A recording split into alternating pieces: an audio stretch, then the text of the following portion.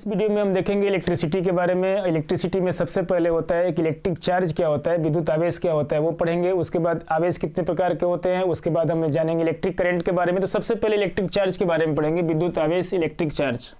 तो electric charge जो होता है वो दो प्रकार का होता है। इलेक्ट्रिक चार्ज जो होता है दो प्रकार का होता है। पहला होता है पॉजिटिव चार्ज और दूसरा होता है नेगेटिव चार्ज। तो पॉजिटिव चार्ज और नेगेटिव चार्ज दो तरह के चार्ज होते हैं। पॉजिटिव चार्ज को हम लोग हिंदी में बोलते हैं धनात्मक आवेश, इसको धनात्मक बोलेंगे। और दूसरा वाला जो होता है नेगेटिव चार्ज होता है उसको बोलते हैं ऋणात्मक आवेश बोलते हैं, नेगेटिव चार्ज।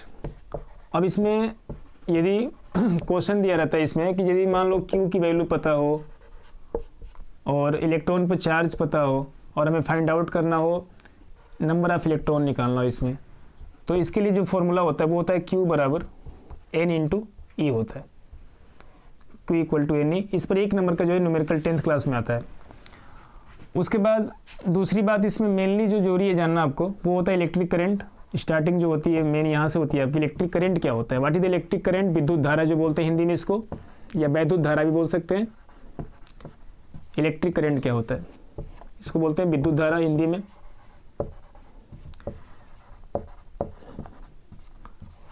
आवेश प्रवाह की दर को धारा कहते हैं। The rate of flow of charge are called electric current. मतलब जो भी इसमें विद्युत आवेश रहेगा तो उसके प्रवाह की दर को धारा कहते हैं। इसका सिंपल कॉन्सेप्ट जानना है तो एक डायग्राम जैसे मैंने आपको बना देता हूँ। एक ये हो गया आपका मेटेलिक वायर हो गया और यहाँ पर मैं एक चार्ज ले लूँगा प्लस Q, यहाँ पर माइनस Q, और यहाँ पर एक स्विच लगा देंगे और यहाँ पर एक बैटरी लगा दिया माइनस से प्लस। यहाँ पर जो हो गया वोल्टेज या बैटरी भी हो जाएगा। और ये एक मेटेलिक वायर मान लेंगे, इसको धातु का तार हो गया ये। और इसके अंदर जो होता है फ्री इलेक्ट्रॉन होते हैं, ये होते हैं फ्री इलेक्ट्रॉन्स, मुक्त इलेक्ट्रॉन बोलते हैं इसको। अब इसमें जैसे ही हम लोग यहाँ से वोल्टेज देते हैं, स्विच को ऑन करते हैं और वोल्टेज क्रिएट होता है तो सर्किट के अंदर इलेक्ट्रिक करंट जो होता है फ्लो होना स्टार्ट हो जाता है। और जो इलेक्ट्रॉन होते हैं वो मूव करना स्टार्ट करते हैं। इधर वाले इलेक्ट्रॉन घूमेंगे, इधर से इधर जाएंगे, मतलब इलेक्ट्रॉन का मूविंग यहाँ से स्टार्ट हो जाता है। तो इसमें क्या होता है कि इलेक्ट्रॉन को मूव होने में कुछ टाइम लगता है, तो इसलिए हम लोग बोलते हैं कि जो I होता है वो Q/T के बराबर होता है। The rate of flow of charge are called electric current, I बराबर Q/T। अब इसमें दूसरी चीज़ ये ध्यान रखना है कि जैसे यूनिट पूछता है हमसे, जैसे मैंने यहाँ पर यूनिट नहीं बताया था। अब इसके दो यूनिट होते हैं। जैसे मान लीजिए चार्ज है तो चार्ज का एक यूनिट जो होता है कूलम होता है, कूलम, और सिंपली इसको C लिखते हैं। ये होता है आपका, एक तो होता है SI unit. SI unit international system unit क्या होता है, SI यूनिट का मतलब होता है SI मात्रक क्या होगा, SI मात्रक इसका। और दूसरा होता है MK सिस्टम, इसका मात्रक क्या होता है। तो SI सिस्टम इसका जो होता है हम लोग इसको जैसे कूलम पढ़ेंगे, कूलम भी बोल सकते हैं। और एक MK सिस्टम में जो मात्रक निकालेंगे इसका, तो ये एक जैसे मान लो यहाँ से मैंने बताया कि Q बराबर जो होता है, यहाँ से Q बराबर I/T, यहाँ से Q बराबर IT बोल सकते हैं। तो Q बराबर IT है। अब I का जो यूनिट होता है वो एम्पियर होता है और समय का मात्रक सेकंड होता है। तो एम्पियर सेकंड भी इसका यूनिट लिख सकते हैं, एम्पियर सेकंड। मैंने आपको बताया कि जो I होता है चार्ज होता है, चार्ज अपॉन टाइम के बराबर इलेक्ट्रिक करंट होता है। I बराबर Q/T। हिंदी में इसकी बात करें तो आवेश बटे में समय, आवेश बटे समय हो गया। यदि इसका SI यूनिट के बारे में हम बात करें तो SI यूनिट जो होगा इसका, SI यूनिट आवेश का मात्रक जो होता है, एक मात्रक इसका हो जाएगा आवेश का कूलम, और समय का मात्रक जो होता है सेकंड होता है। एक मात्रक हम ये भी लिख सकते हैं करंट का MK सिस्टम में। SI यूनिट जो होता है इसका एम्पियर होता है, शॉर्टकट में इसको A बोल सकते हैं। दूसरी बात इसमें ये होती है कि करंट को मेजर किस में करते हैं हम लोग, तो करंट को मेजर करने के लिए एमीटर का यूज करते हैं। ये भी ध्यान रखना है करंट के बारे में कि एमीटर का यूज करेंगे इसको मेजर करने के लिए, मापने के लिए, एमीटर बोलते हैं उसको। इसके साथ साथ मैं दो और बताता हूँ आपको। एमीटर से तो हम लोग करंट मेजर करते हैं, धारा को मेजर करते हैं, करंट को। और यदि मान लो वोल्ट मीटर लगा हो, वोल्ट मीटर, तो वोल्ट मीटर से हम लोग वोल्टेज को मेजर करेंगे, वोल्टेज कितना फ्लो हो रहा है उसमें। यदि वाट मीटर लगाओ कहीं पे, वाट मीटर, तो वाट मीटर से हम लोग उसका पावर मेजर कर लेंगे, कितना पावर है सर्किट के अंदर, या जो भी परिपथ दिया रहेगा। दूसरी बात इसमें ये जानना जरूरी है, जैसे मान लीजिए सिंपली एक क्वेश्चन मैं करता हूँ एग्जाम्पल के लिए, कोई इलेक्ट्रिक सर्किट है जिसमें इलेक्ट्रिक करंट जो है आई की वैल्यू 10 एम्पियर है और टी की जो वैल्यू है वो 5 सेकेंड है, और आपसे पूछ दे कि what is the electric charge Q बराबर क्वेश्चन है। सीधे फॉर्मूला यूज करेंगे हम लोग यहाँ पर कि आई जो होता है, आई बराबर electric current equal to charge upon time Q upon T. I की जो वैल्यू दे रखी है वो 10 है, क्यू हमें निकालना है, टाइम टी की वैल्यू जो है 5 है, मल्टीप्लाई करेंगे 50 हो जाएगा, तो क्यू की जो वैल्यू हो जाएगी 50। अब इसका यूनिट लिखना है तो इसका यूनिट एक तो कूलम हो जाएगा यदि दिया है तो, मतलब ऑब्जेक्टिव क्वेश्चन में आता है, या तो कूलम दिया रहेगा या इसका मात्रक एम्पियर सेकेंड हो जाएगा, इसका यूनिट लिख सकते हैं हम लोग एम्पियर सेकेंड। इसमें वो होता है ओम्स लॉ,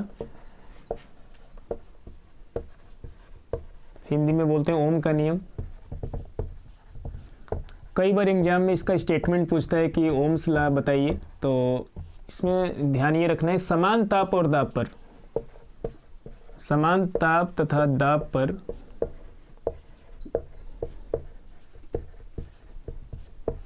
वोल्टेज जो होता है,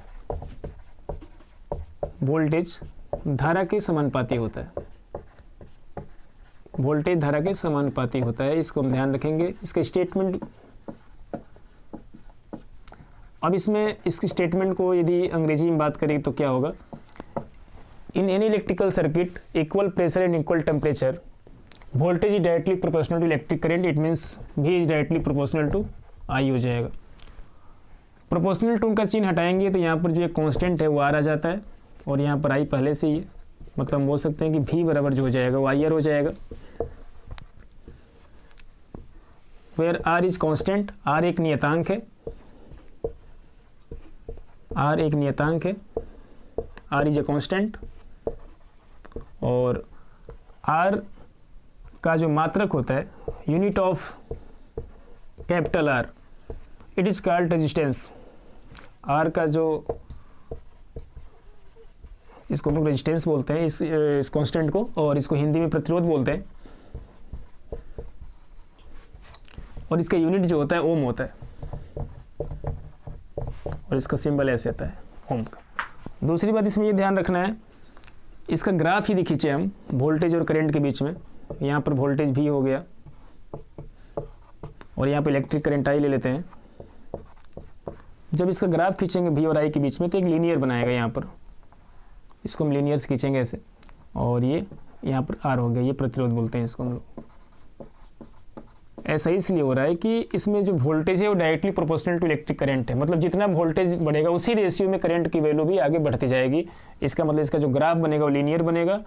तो जब भी ओम्स लॉ आएगा तो हम सबसे पहले एक स्टेटमेंट लिखेंगे, उसके बाद V is directly proportional to I, proportional to का साइन हटाएंगे, यहाँ पर R आ जाएगा। R एक मात्रक है, R एक यूनिट, मतलब R जो है एक कांस्टेंट है, और R का जो मात्रक होता है वो ओम होता है, और इसका सिंबल सबसे जरूरी है, सिंबल जो होता है उसका इलेक्ट्रिक सर्किट में इस प्रकार से होता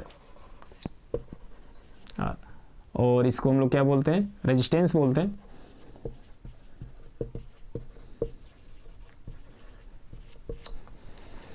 आगे हम ये जानना चाहेंगे इसमें कि ये रेजिस्टेंस जो है किस चीज़ पर डिपेंड करता है, मतलब प्रतिरोध की निर्भरता, प्रतिरोध जो है किस चीज़ पर निर्भर करता है। तो पहला जो है रेजिस्टेंस जो होता है लंबाई के समानुपाती होता है, मतलब जितना रेजिस्टेंस बढ़ाएंगे लंबाई उतनी बढ़ेगी, मतलब लंबाई बढ़ाएंगे तो रेजिस्टेंस बढ़ेगा, मतलब R is directly proportional to L होता है। Resistance is directly proportional to L। Second condition हम ये लिख सकते हैं कि resistance is directly inversely proportional to 1/A, area के जो होता है क्रॉस सेक्शनल एरिया के इनवर्सली प्रोपोर्शनल टू होता है। तीसरी बात ये भी ध्यान रखना है कि यदि हम टेम्परेचर बढ़ाते हैं, ताप बढ़ाएंगे, टेम्परेचर को इंक्रीज करते हैं, यदि टेम्परेचर यदि हम बढ़ाते हैं तो रेजिस्टेंस भी बढ़ता जाएगा, मतलब टेम्परेचर पर डिपेंड करता है ये भी।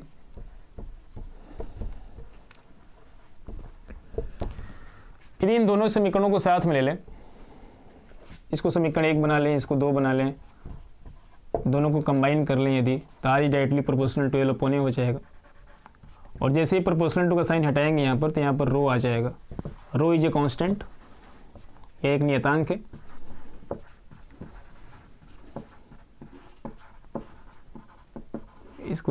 इसको हम लोग बोलते हैं प्रतिरोधकता, रेजिस्टिविटी बोलते हैं इसको।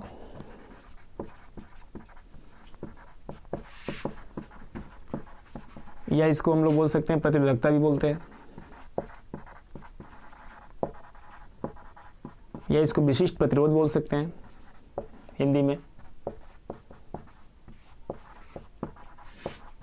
अब यहाँ से फॉर्मूला निकल के आ गया कि R बराबर जो हो गया रो एल अपॉन ए। कभी कभी इसका डिफिनीशन पूछ लेता है, तो इसमें क्या करेंगे हम कि लेंथ को 1 मीटर मान लेंगे, लंबाई बराबर 1 मीटर हो गया। क्रॉस सेक्शनल एरिया जो हो गया ए बराबर 1 मीटर स्क्वायर।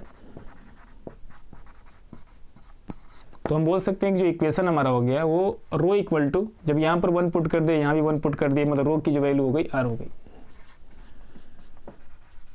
मतलब एक अपनी भाषा में स्टेटमेंट ये दे सकते हैं कि जब किसी इलेक्ट्रिक सर्किट का लंबाई 1 मीटर कर दिया जाए, क्रॉस सेक्शनल एरिया 1 मीटर कर दिया जाए, तो जो उसका विशिष्ट प्रतिरोध होगा, मतलब रेजिस्टिविटी होगी, वो रेजिस्टेंस के बराबर हो जाएगी, मतलब रो की जो वैल्यू हो जाएगी वो R के बराबर हो जाएगी। मैंने ये प्रूफ किया अभी कि जो R हो गया वो रो इंटू एल अपॉन ए के बराबर आ गया। अब यहाँ से कंडीशंस लगाने की बात रही, तो मैं इसका यूनिट निकालूंगा। यूनिट क्या होता है इसका, ए को इधर मल्टीप्लाई कर देंगे तो आर ए हो जाएगा। आर ए इक्वल टू हो गया रो एल। या हम बोल सकते हैं यहाँ से कि rho equal to R A upon L, लिख सकते हैं इसको, स्मॉल एल है ये। इसका जो मात्रक होता है ओम होता है। एरिया का यूनिट जो होता है मीटर स्क्वायर हो गया, और लंबाई का मात्रक मीटर होता है ये कैंसिल कर दिए, तो इसको बोल सकते हैं ओम मीटर हो गया। सबसे मेन चीज़ क्या होता है इसमें कि इस पर न्यूमेरिकल आता है एग्जाम में। तो न्यूमेरिकल इस तरह से आता है कि जैसे मान लीजिए कि कोई रस्सी वगैरह है, चाहे कोई कंडक्टिंग वायर ले लेते हैं, रस्सी तो नहीं ले सकते इसमें। कोई एक चालक है, चालक, उसकी लंबाई लेंथ जो हो गई, लंबाई 3 गुनी कर दी जाए, 3 गुनी कर दी जाए, चालक की लंबाई को 3 गुनी कर दिया जाए, मतलब 3 टाइम कर दिया जाए, लेंथ को कर दिया जाए, तो उसके प्रतिरोध पर क्या प्रभाव पड़ेगा, उसके प्रतिरोध पर क्या प्रभाव पड़ेगा। ये एक जेन्युइन क्वेश्चन है जो कि बार बार एग्जाम में पूछा जाता है। उसके प्रतिरोध पर क्या प्रभाव पड़ेगा, मतलब उसकी प्रतिरोध की वैल्यू जो हो जाएगी, नया प्रतिरोध जो बनेगा वो कितना हो जाएगा वो। तो इसमें कंडीशन से याद रखना है कि सबसे पहले क्या करना है हमें कि R बराबर रो एल अपॉन ए लिखना है। इसमें R बराबर रो एल अपॉन ए हो जाएगा। उसके बाद क्या करना है इसमें कि हमें 2 कंडीशन लगानी है। पहले R1 इक्वल टू लिखना है rho into L1 upon A1, R2 equal to rho into L2 upon A2।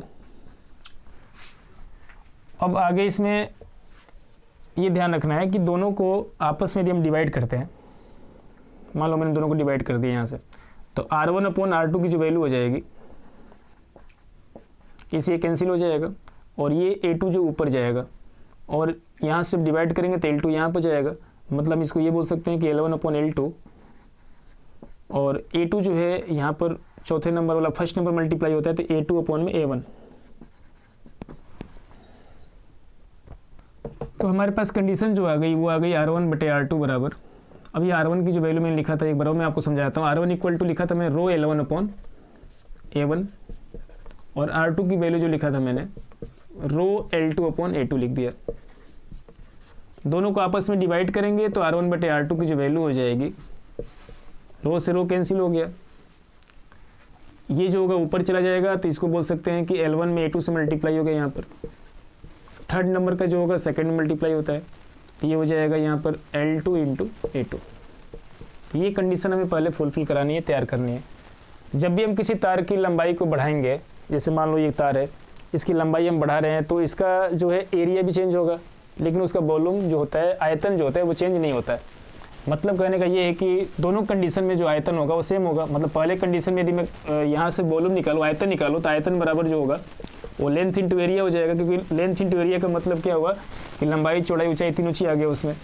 Area जो हो गया वो कवर कर लेगा लेंथ और ब्रेथ को, इसको हाइट मान लिया तो एल इंटू ए हो गया, तो मतलब लंबाई गुणे चौड़ाई गुणे ऊंचाई आ गया। सिमिलरली हम क्या करेंगे, इस समीकरण से क्या करेंगे, इसको समीकरण नंबर जो भी है मान लेते हैं कि 3 नंबर है, 2 पहले बना लिए थे। तो V1 इक्वल टू क्या लिख सकते हैं हम यहाँ से, V1 इक्वल टू लिख सकते हैं, शुरू में लंबाई जो थी उसकी L1 थी, बाद में उसका एरिया A1 हो गया, बाद में शुरुआत में एरिया उसका A1 है, शुरुआत में उसका लेंथ जो है L1 है, और बाद में जब उसका आयतन जो है चेंज होगा, जो चेंज तो नहीं होता, दोनों आपस में बराबर ही होता है, लेकिन लेंथ जो होगा L2 कर दिया गया और एरिया जो हो जाएगा वो A2 हो जाएगा, लेकिन ये दोनों आपस में बराबर रहेगा। मेरे कहने का मतलब ये था कि दोनों आपस में इक्वल रहेगा, मतलब L1 A1 बराबर L2 A2। तो यहाँ से भी कंडीशन बनाते हैं हम, L2 को नीचे लेके आते हैं, L1 अपॉन L2 बराबर हो जाएगा A1 को नीचे लेके आ जाओ, A2 अपॉन A1 हो गया। ये कंडीशन आपको या तो डायरेक्टली याद रखना है या आपको ऐसे बनाने आना चाहिए, क्योंकि आगे भी 12th क्लास में फिर से ये क्वेश्चन इसी तरह से आता है फिर दोबारा से। अब इसमें कंडीशंस लगाएंगे कि शुरू में रेजिस्टेंस को R1 को मैंने मान लिया कि R था, वो जब कुछ भी चेंज नहीं किए थे, लेंथ L1 की जो वैल्यू थी वो L थी, बाद में लंबाई को बढ़ा दिया, 3 गुना कर दिया, 3 टाइम्स कर दिया, मतलब L2 इक्वल टू 3L हो गया, और हमसे पूछा है कि R2 की वैल्यू क्या होगी, इस पर क्या इफेक्ट होगा। तो इसमें क्या करेंगे कि जैसे यहाँ पर R1 की वैल्यू R है, L1 की वैल्यू L है, तो इसमें हम पुट करेंगे वैल्यूज को। जैसे यहाँ पर मैं पुट करता हूँ, L1 की जगह L पुट करता हूँ, L2 की जगह 3L पुट कर दिया, A2 को ऐसे छोड़ दिया मैंने, A2 अपॉन A1। तो यहाँ से भी एक कंडीशन बन के आ गई कि यहाँ से LL कैंसिल हो गया, तो A2 अपॉन A1 की जो वैल्यू हो गई वो हो गई 1/3 के बराबर। डायरेक्टली भी कर सकते हैं, लेकिन मैं बेसिकली मेथड सबको समझा रहा हूँ कि आगे जाके दिक्कत नहीं आएगी। अब यहाँ से A2 अपॉन A1 आ गया 1/3 के बराबर। अब यहाँ पर हम, यहाँ पर A1 है, सॉरी, अब A2 अपॉन A1 की जगह पर हम सीधे पुट कर सकते हैं 1/3, मतलब R1 की वैल्यू यहाँ पर मैं R रख दूंगा, क्योंकि इसी समीकरण में रखना है हमको, इसी इक्वेशन में। तो R1 की वैल्यू शुरुआत में क्या थी, प्रतिरोध जो था कैपिटल R था, हमें R2 निकालनी है, R2 यहाँ पर रख दिया, L1 अपॉन L2, L1 शुरू में क्या था, L था, बाद में लेंथ जो हो गया वो 3 टाइम्स हो गया, 3L हो गया। A2 अपॉन A1 की जो वैल्यू मैंने यहाँ निकाल लिया कि A2 अपॉन A1 की वैल्यू 1/3 है, तो यहाँ पर 1/3 हो गया, L से L कैंसिल हो गया, R अपॉन R2 की जो वैल्यू हो गई वो हो गई 1/9 के बराबर। और इसको जब चेंज करेंगे तो R2 इक्वल टू, जब इसका मल्टीप्लाई करेंगे क्रॉस मल्टीप्लिकेशन, तो R2 equal to 9 into R। तो मेरे कहने का मतलब ये हुआ कि जब लंबाई को 3 गुना बढ़ा दिए तो उसका जो प्रतिरोध हो गया वो भी 3 गुना बढ़ गया, 9 गुना बढ़ गया। पहले प्रतिरोध R था, तो अब जो प्रतिरोध हो गया वो 9R हो गया, मतलब जो रेजिस्टेंस है उसकी वैल्यू 9 टाइम बढ़ जाएगी।